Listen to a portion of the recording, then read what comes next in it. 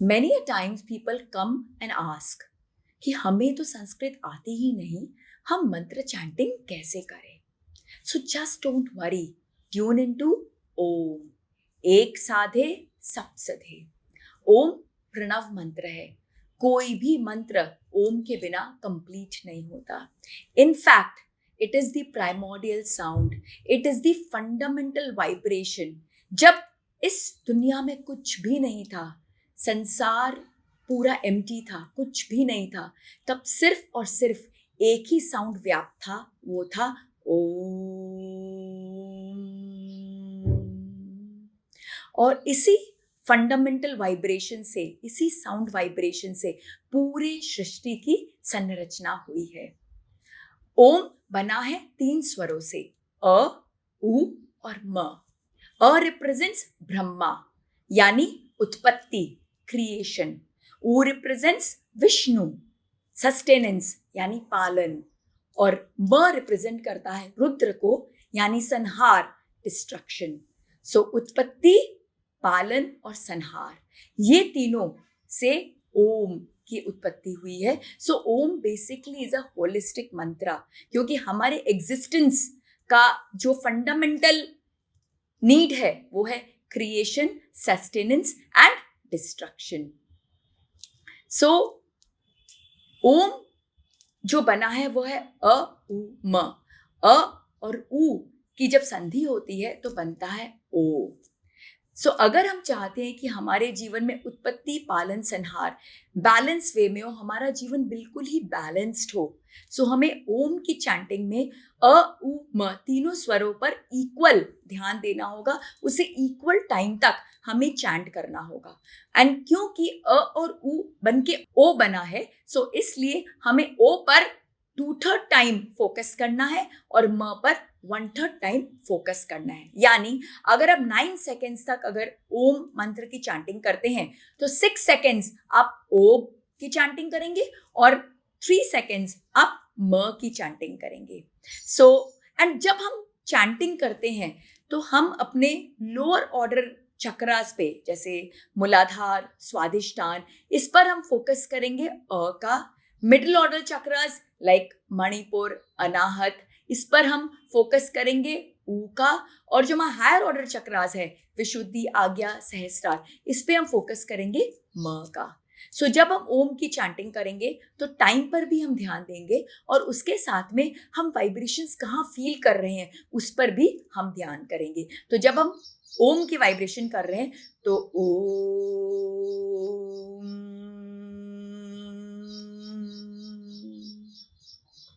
सो इस तरह से जब हम अपनी मूलाधार से सहस्रार की जर्नी करते हैं, then we feel the vibrations in each and every chakra.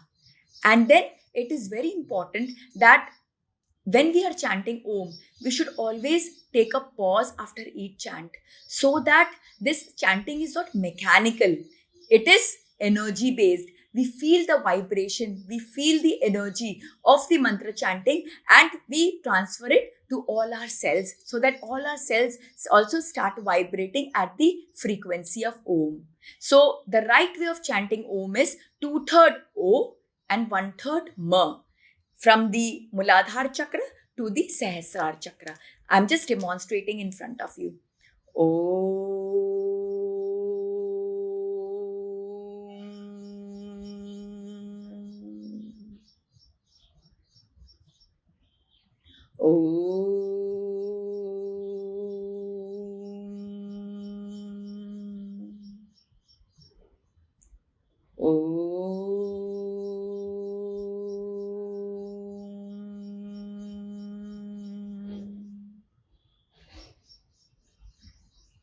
So this is the right way of chanting of Om, and you should take a pause after each chant to absorb the vibrations. Lot of research has been done on chanting of Om. In fact, Om has been considered as a holistic therapy. ये हमारे physical, mental, emotional, spiritual हर well-being को fulfil करता है. At the physical level जब हम ओम की chanting करते हैं तो रिसर्च ने पाया है कि हमारा ब्लड प्रेशर, हमारा कोलेस्ट्रॉल, हमारा जो ओवरऑल पूरा जो बॉडी का सिस्टम है वो पूरा बैलेंस्ड हो जाता है. In fact it has been found कि जब हमें एनेस्थेशिया देना है तो the dose of anesthesia required is very less when we are made to chant Om before administering it. In fact, coma में भी जब पेशेंट्स हैं उन पर जब ओम चैंटिंग, ओम के साउंड वाइब्रेशन का एप्लीकेशन किया गया तो उनकी जो रिकवरी थी वो मच फास्टर सी. सो ओम हमारे ओवरऑल फिजिकल वेलबींग को अचीव कराता है.